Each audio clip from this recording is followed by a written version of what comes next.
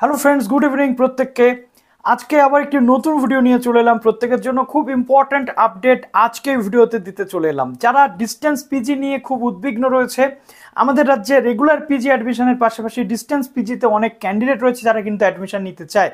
Already Rabindra Bharati ইউনিভার্সিটির update আমি share করে দিয়েছিলাম, যেখানে ডিস্টেন্স পিজির ভর্তি প্রসেস কিন্তু শুরু হয়ে গেছে, অলরেডি ভর্তি চলছেও। অনেক ক্যান্ডিডেট রয়েছে যারা বিএড করছে, কিন্তু এই 23 সালেই তাদের বিএড কমপ্লিট হয়ে যাবে 4th সেমিস্টার, বাট ডিস্টেন্স পিজিতে অ্যাডমিশন নিতে চায়। তাদের বলবো বিএডে তোমরা পাশ করেই যাবে অনায়াসে। তো যেহেতু লাস্ট সেমিস্টার চলছে, তোমরা চাইলে ডিস্টেন্সে পিজিতে অ্যাডমিশন কিন্তু নিয়ে নিতে পারো। আজকে নিয়ে চলে এলাম রাজ্যের আরও দুটো ইউনিভার্সিটির পক্ষ থেকে চলে এলো নোটিফিকেশান ডিস্টেন্স পিজি ভর্তির। যারা নতুন আছো এই চ্যানেলে, অবশ্যই চ্যানেলটিকে সাবস্ক্রাইব করে পাশ থেকে বেল আইকনটি ক্লিক করে দাও, যাতে সমস্ত তথ্যগুলো তোমরা টাইম টু টাইম এখান থেকে পেয়ে যাও।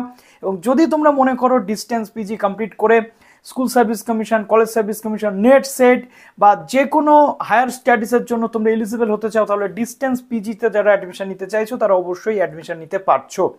এতদিন ধরে যেটা হতো আমরা দেখে এসেছি যে ওয়েস্ট বেঙ্গলে আগে রেগুলার পিজি অ্যাডমিশন শুরু হতো, তারপর ডিস্টেন্স পিজি। বাট এবছর ইউনিভার্সিটিগুলো কিন্তু ডিস্টেন্স পিজি অ্যাডমিশন আগে ভাগে শুরু করে দিয়েছে। এর একটা কারণও রয়েছে। তার কারণ লাস্ট কয়েক বছর ধরে ওয়েস্ট বেঙ্গলের ইউনিভার্সিটিগুলো ডিস্টেন্স পিজি অ্যাডমিশনের জন্য সুযোগ পাচ্ছিল না। এনআইআরএফ র্যাঙ্কিং বা ন্যাক র্যাঙ্কিংয়ে তারা যথেষ্ট নিচের দিকে ছিল বলে, বাট আলটিমেটলি সেই প্রবলেম সলিউশন হয়ে গেল। রবীন্দ্র ভারতী অলরেডি শুরু করে দিয়েছে। এই ভিডিওতে আমি দুটো ইউনিভার্সিটি বলবো, বর্ধমান এবং কল্যাণী ইউনিভার্সিটির আপডেট। তো চলো অন স্ক্রিন তোমাদেরকে দেখিয়ে দিই। প্লিজ ভিডিওটা লাইক এবং শেয়ার করতে একেবারেই ভুলো না।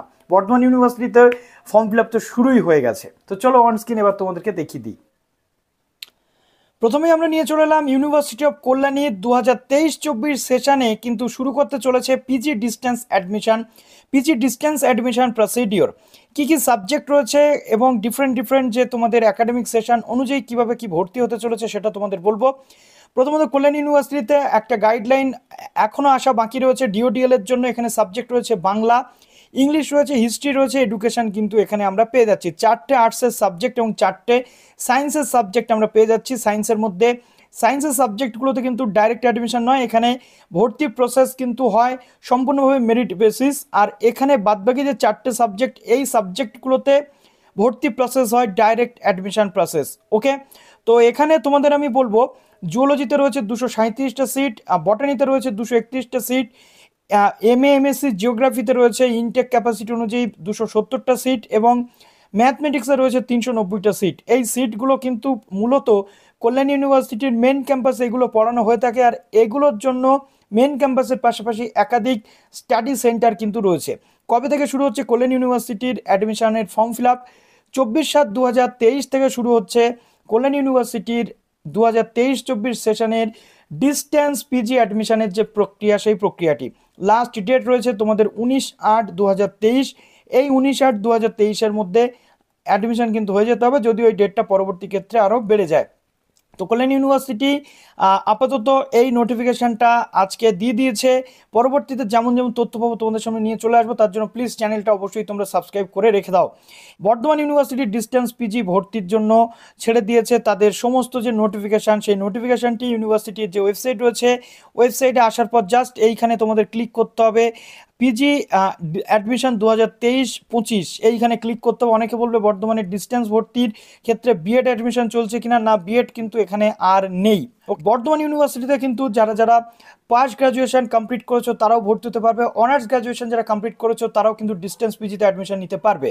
বর্ধমান ইউনিভার্সিটির ইনফরমেশন ব্রোশিওর কিন্তু চলে এসেছে। প্রথমত দেখো, এটা জুলাই সেশন, জুলাই থেকে জুন 2025 কিন্তু চলবে যেমনটা বলা হচ্ছে। অর্থাৎ জুলাই মাসে অ্যাডমিশন নিলে 2025-এর জুনের মধ্যে কিন্তু কমপ্লিট তোমাদের হয়ে যাবে। যারা অলরেডি আন্ডার গ্র্যাজুয়েট পাস করে রয়েছে তারা কিন্তু এখানে আবেদনের জন্য এলিজিবল। যারা আন্ডার গ্র্যাজুয়েট পাস করোনি তারা কিন্তু এলিজিবল কোনো মতেই এখানে নও। Candidates are directed to read the understand the instruction, অর্থাৎ ইনস্ট্রাকশনটা ভালোভাবে তোমাদেরকে পড়তে বলা হচ্ছে।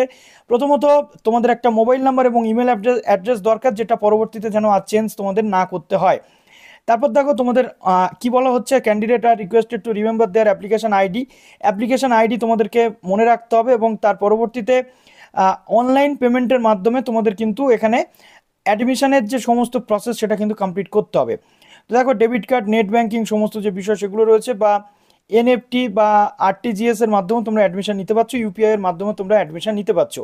One time online registration fees যেটা তোমাদের লাগবে পার্ট 1 সেম 1-এ 500 টাকা অনলাইন রেজিস্ট্রেশন ফিস তোমাদের লাগবে। প্রথমে তোমাদের রেজিস্ট্রেশন করে নিতে হবে, তার পরবর্তীতে এক্সামিনেশন যে ফিস রয়েছে সেটা 1000 টাকা পার ইয়ার রয়েছে এমএদের জন্য, এবং কম্পিউটার সায়েন্সের জন্য রয়েছে তোমাদের 2000 টাকা পার সেমিস্টার। ওকে, তো এখানে আমরা যেটা দেখতে পাচ্ছি যে এইভাবে পুরো প্রসেস কিন্তু হতে চলেছে। এখানে গত বছর আমরা দেখেছিলাম যে বর্ধমান ইউনিভার্সিটি কিন্তু মাস্টার্স আর্টসের যে বিষয় সেটা কিন্তু পার্ট সিস্টেমে রেখেছে, এবং যেটা আমরা দেখছিলাম যে কল্যাণী ইউনিভার্সিটি কিন্তু সবটাই সেমিস্টার করে দিয়েছে। সায়েন্সটা, কম্পিউটার সায়েন্সটা কিন্তু সেমিস্টার ওয়াইজ।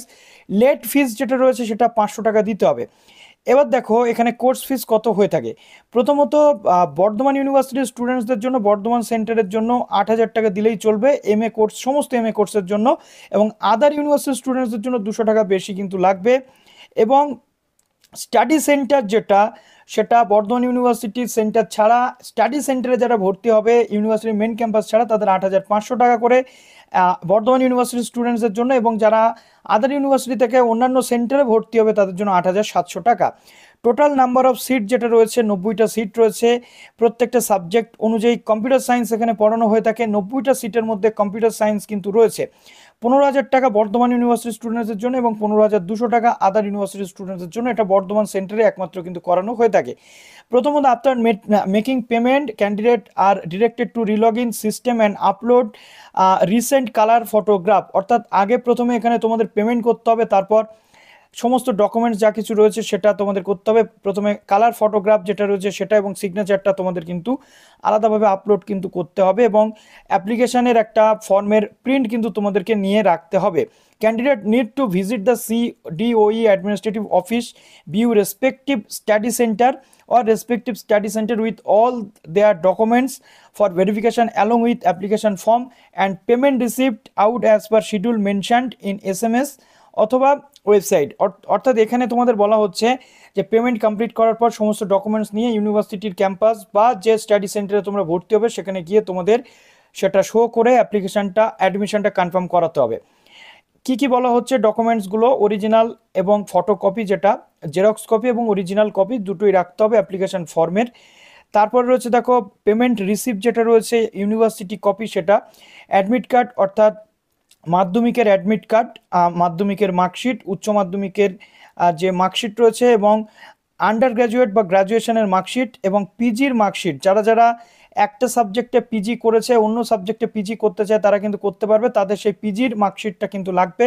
এবং বর্ধমানের রেজিস্ট্রেশন সার্টিফিকেট লাগবে যারা বর্ধমানের স্টুডেন্টস রয়েছে, না হলে লাগবে না। অন্য ইউনিভার্সিটি থাকলে সেই ইউনিভার্সিটির রেজিস্ট্রেশন সার্টিফিকেট, কাস্ট সার্টিফিকেট যদি থাকে তাহলে সেটা লাগবে, এবং আধার কার্ড কিন্তু লাগবে। Admission will be confirm after the verification of original documents. অর্থাৎ বলা হচ্ছে সমস্ত পেমেন্ট বা সব কিছু করার পরবর্তীতে বর্ধমান ইউনিভার্সিটি বা স্টাডি সেন্টারে গিয়ে এই ডকুমেন্ট ভেরিফিকেশান করতে হবে, অরিজিনাল ডকুমেন্ট ভেরিফিকেশান, তারপর তোমাদের অ্যাডমিশন কিন্তু কনফার্ম হবে।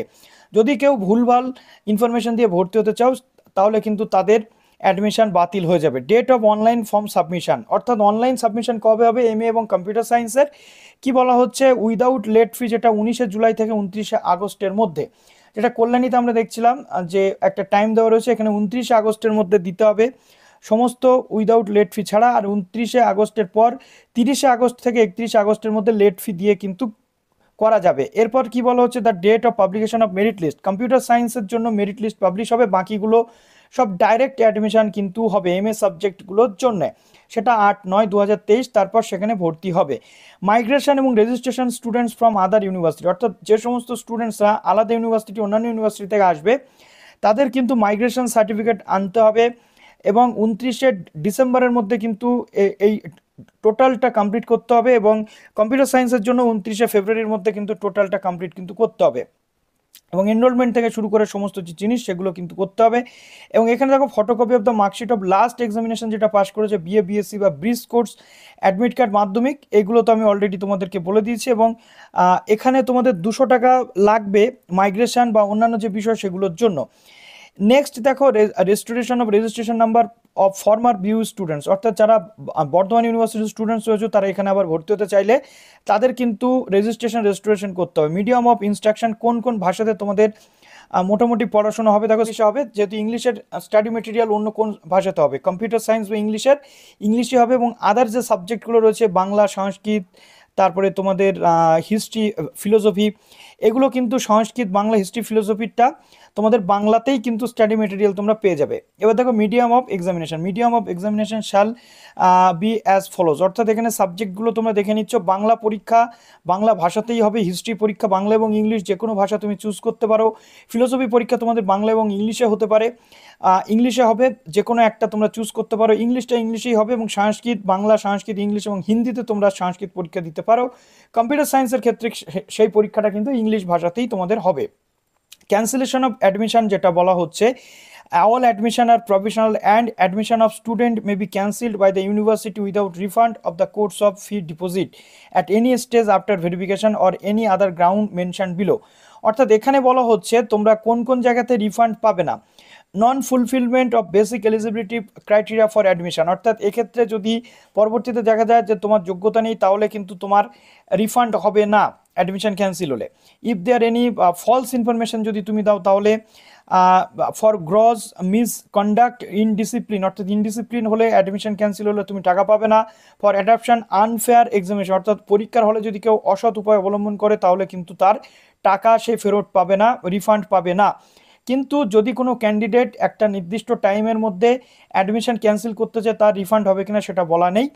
ক্যান্ডিডেট দেমসেলফ দেখো discontinue there studies at any point of for private reason for apply for withdrawal or cancellation of admission enrollment, while the university may not object to granting any such prayer, no claim for refund of course fee will be entertained in case of as per UGC norms। এখানে বলা হচ্ছে আবার assignment, personal contact programme, সেগুলো তো এখানে বলাই হয়েছে। এবার দেখো এখানে তোমাদের কি কি বলা হচ্ছে। প্রথমত এলিজিবিলিটি ক্রাইটেরিয়ার মধ্যে দেখো প্রথমত বলা হচ্ছে, যদি কেউ সেকেন্ড ক্লাস পাও, রেগুলার অথবা স্পেশাল অথবা ডিস্টেন্স পড়াশোনা করে গ্রাজুয়েশন যদি তোমরা করে থাকো 10+2+3, তাহলে তোমরা আবেদনের জন্য এলিজিবল বা ভর্তি হতে পারবে। অনার্সে যদি কেউ ফেল করে থাকো, কিন্তু তোমরা যদি অনার্স থাকা সত্ত্বেও গ্রাজুয়েশন হিসাবে পাস করো, তাহলে কিন্তু এলিজিবল তোমরা। পার্ট 1, পার্ট 2 এবং পার্ট 3 যে কোনো স্টেজে অনার্স কেটে গেলেও তোমরা এলিজিবল। তো সেই জন্য তোমাদের 35% মার্কস থাকলে তোমরা এলিজিবল কিন্তু হবে। এবং কনসার্নড অনার্স সাবজেক্টে 35% মার্কস তোমাদের থাকতে হবে, অর্থাৎ যদি তুমি বাংলাতে মাস্টার্স করতে চাও, বাংলাতে তোমার এই মার্কসটা কিন্তু থাকতে হবে। A minimum second class honours regular অথবা special graduate in relevant subject having pursued the course of the old, অর্থাৎ 11+3 যে সিস্টেম ছিল আগে ওল্ড সিস্টেমে, সেকেন্ড ক্লাস পেয়ে থাকলে সে কিন্তু এলিজিবল, ফার্স্ট ক্লাসের দরকার নেই। এ পাস্ট গ্রাজুয়েট ইন 10+2+3, অর্থাৎ যে কোনো পাস্ট গ্রাজুয়েশন ক্যান্ডিডেট যে সাবজেক্টে অনার্স নেবে সেখানে 30% মার্কস থাকলে এবং 300 মার্কস যদি সে সেই পেপারে পড়ে থাকে, তাহলে সে কিন্তু eligible. BSc past graduate who subsequently passed in special BA of not less than 300 marks, অর্থাৎ স্পেশাল বিএ যারা পড়েছে তারাও এখানে এলিজিবল। বলা হচ্ছে পাস্ট গ্রাজুয়েট ইন দ্য 10+2+2 অথবা 10+1+3, এই প্যাটার্নের সমস্ত ক্যান্ডিডেটরা কিন্তু 1 ইয়ারের ব্রিজ কোর্স করা থাকলে এলিজিবল ভর্তির জন্য, সেক্ষেত্রে 40% কিন্তু মার্কস লাগবে। বলা হচ্ছে যদি কোনো ক্যান্ডিডেট অন্য কোনো সাবজেক্টে এমএ করে থাকে, তাহলে এই ইউনিভার্সিটিতে সে কিন্তু এমএ করতে পারবে অন্য কোনো সাবজেক্টে। যদি কোনো ক্যান্ডিডেট হিস্ট্রিতে এমএ করে, সে এখন এই ইউনিভার্সিটিতে বাংলাতে কিন্তু এমএ করে থাকতে হবে। Other subject offered through distance mode irrespective or whether or not that subject was offered by him her at degree stage, provide that no MA in any professional subject like music, drama, film studies, physical education, general education etc. is entitled to the special provision provided further that no MA in Islamic history, culture, ancient Indian history and culture from any university entitled to do MA again history from this university. অর্থাৎ বলা হচ্ছে যদি অন্য কোনো সাবজেক্টে যদি কোনো candidate MA করে, এখানে কিন্তু আলাদা কোনো সাবজেক্টে সে এমএ করতে পারবে, যদিও সেই সাবজেক্টে যদি তার গ্র্যাজুয়েশনে না থাকে তবুও সে কিন্তু এখানে এমএ করতে পারবে। ইয়ারলি এখানে টার্ম এন্ড এক্সামিনেশন হবে, অর্থাৎ এখানে কিন্তু সেমিস্টার বেসিস এমএ এর যে বিষয় সেটা কিন্তু থাকছে না, ইয়ারলি এখানে ভর্তি কিন্তু হবে। এলিজিবিলিটি এবার রয়েছে BSc honours in computer science. Okay, computer science অথবা বিএসসি অনার্স কম্পিউটার সায়েন্স অথবা বিসিএ করা থাকলে কম্পিউটার অ্যাপ্লিকেশনের উপরে সে এলিজিবল। ব্যাচেলর অফ ইঞ্জিনিয়ারিং অথবা ইকুইভ্যালেন্ট অথবা বিএসসি অনার্স ম্যাথমেটিক্স, ক্যাট, তারপর electronics, physics, chemistry, computer science অথবা one of the subject combination এটা থাকলেই গ্র্যাজুয়েশনে সে কিন্তু এখানে মাস্টার্সের জন্য কম্পিউটার সায়েন্সের জন্য এলিজিবল। এখানে কম্পিউটার সায়েন্সটা কিন্তু রয়েছে সেমিস্টার বেসিস, অর্থাৎ 4টে সেমিস্টার 2 বছরের কোর্স। এখানে সিজিপিএ স্কোর বা এরকম কিছু যে বিষয় সেটা কিন্তু বলা রয়েছে। তো এবার আমরা এখান থেকে চলে যাচ্ছি বর্ধমান ইউনিভার্সিটির যে আবেদন প্রক্রিয়া চলছে সেই জায়গাতে। দেখো জাস্ট এইখানটাতে তোমাদের চলে আসতে হবে, click here for online form fill up, এইখানে তোমাদেরকে চলে আসতে হচ্ছে। এখানে সাবজেক্ট অ্যাপ্লাইড ফর, কোন সাবজেক্টে তোমরা আবেদন করছো, ধরো আমি হিস্ট্রিতে আবেদন করছি। তার পরবর্তীতে এখানে আই রিড, এবার ইনস্ট্রাকশন, এবার সেশন 23-25, কোর্স রয়েছে এমকম এমএসসি নাকি এমএ কোর্স রয়েছে, স্টাডি সেন্টার আমি এখানে দিয়ে দিলাম এবিএনসিএল কলেজ বা বর্ধমান ইউনিভার্সিটি পূর্ব বর্ধমান। তো ধরো বীরভূম মহাবিদ্যালয় আমি দিয়ে দিলাম। সাবজেক্ট এখানে আমার রয়েছে, এখানে আমার সাবজেক্ট রয়েছে বেঙ্গলি। ওকে, তো স্টাডি সেন্টার আমি দিয়ে দিলাম। এই স্টাডি সেন্টারে কিন্তু যে বিষয় সেটা কিন্তু নেই। এবিএনসিএল কলেজে কী কী সাবজেক্ট রয়েছে, হিস্ট্রি রয়েছে, তো আমি এখান থেকে হিস্ট্রি কিন্তু নিতে পারছি। কোন কোন কলেজে কী কী সাবজেক্ট রয়েছে দেখো এখান থেকে কিন্তু পুরো পরিষ্কার হয়ে যাচ্ছে। দেখো এক একটা কলেজে এক এক রকম সাবজেক্ট এখানে কিন্তু রয়েছে। এবার এখানে তোমার নাম দিতে হবে, middle name, last name, date of birth তুমি দিচ্ছ, তারপরে তোমার gender, marital status, caste, religion তোমাকে এখানে দিতে হবে, তারপরে তোমার এমপ্লয়মেন্ট স্ট্যাটাস, যদি তুমি এমপ্লয়েড হয়ে থাকো তাহলে তোমার এমপ্লয়মেন্ট থেকে এনওসি নিতে হবে, আনএমপ্লয়েড থাকলে এটা দিতে হচ্ছে। লোকেশন স্ট্যাটাস, তুমি শহর নাকি গ্রামে বাস করো, আমি গ্রাম দিয়ে দিলাম। তারপর ন্যাশনালিটি এখানে দিতে হচ্ছে, কান্ট্রি এখানে দিতে হচ্ছে তোমাকে, তারপরে তোমার বাবার নাম অথবা হাজব্যান্ডের নাম, মায়ের নাম, অ্যাড্রেস, টোটালটা তুমি এখানে ফিল আপ করছো। মোবাইল নাম্বার দিচ্ছ, আধার নাম্বার দিচ্ছ, ইউনিভার্সিটি লাস্ট অ্যাটেন্ডেন্ট, কোন ইউনিভার্সিটি থেকে তুমি পাস করেছো, আধার হলে আধার দিচ্ছ, নাহলে তুমি বর্ধমান ইউনিভার্সিটি দিচ্ছ। তারপরে দিলে এখানে রেজিস্ট্রেশন নাম্বার, রোল নাম্বার, সমস্ত কিছু, এবং মার্কস টাইপ, ঠিক আছে, পার্সেন্টেজ নাকি গ্রেড পয়েন্ট সেটা তোমাকে দিতে হচ্ছে। যদি গ্রেড পয়েন্ট হয় তাহলে তোমাকে এখানে কিন্তু গ্রেড পয়েন্টের মতো যে বিষয় সেটা দিতে হচ্ছে। পার্সেন্টেজ দিলে এখানে এক্সাম পাস যেটা রয়েছে সেটা তোমাকে এখানে দিতে হবে, কোন ইউনিভার্সিটি থেকে কী এক্সাম পাস করেছো, বোর্ড ইউনিভার্সিটি দিচ্ছ, তারপরে তোমার কত সালে পাস করেছো এবং সাবজেক্ট কী কী ছিল, কী কী সাবজেক্ট নিয়ে তুমি পড়েছো, টোটাল মার্কস এখানে তোমাকে দিতে হচ্ছে। যদি অনার্সের ক্যান্ডিডেট হয়ে থাকো তাহলে তুমি অনার্সের মার্কস দিচ্ছ, যদি পাশের ক্যান্ডিডেট হয়ে থাকো ওভারঅল মার্কস তোমাকে দিতে হচ্ছে, অবটেন্ড মার্কস দিতে হচ্ছে, কত তুমি পেয়েছো, পার্সেন্টেজ অফ মার্কস কত ছিল, এবং রেজাল্ট, ডিভিশন, গ্রেড এখান থেকে তোমাকে কিন্তু সিলেক্ট করে দিতে হচ্ছে। পাসওয়ার্ড দিচ্ছ, কনফার্ম পাসওয়ার্ড দিচ্ছ, দিয়ে তোমাকে এখানে সাবমিট অ্যাপ্লিকেশনে করতে হচ্ছে ক্লিক। সাবমিট অ্যাপ্লিকেশনে ক্লিক করার পর তোমার ফর্মটা কিন্তু শো করবে, সেটা তুমি জাস্ট শো করার পরবর্তীতে তুমি জাস্ট এই ফর্মটাকে প্রিন্ট করে নিচ্ছ। তার পরবর্তীতে তুমি পেমেন্ট করছো, পেমেন্ট করার পর তোমার ছবি আপলোডিংয়ের জায়গা আসবে, ছবি আপলোডিংয়ের পর টোটাল ডিটেলটা তুমি কিন্তু ফিল আপ করে নিচ্ছ। তার পরবর্তীতে তোমাকে টোটাল ডকুমেন্টসগুলো নিয়ে এসএমএস বা ইমেল আসবে, যেমন যেমন সেই রকম অনুযায়ী তোমাকে যেতে হবে তোমার স্টাডি সেন্টার বা ইউনিভার্সিটির ক্যাম্পাসে। তারপর তোমার অ্যাডমিশন কিন্তু কনফার্ম হয়ে যাবে। তো চলো ভিডিওটা এনে শেষ করলাম, ভালো থেকো সবাই, বেস্ট অফ লাক।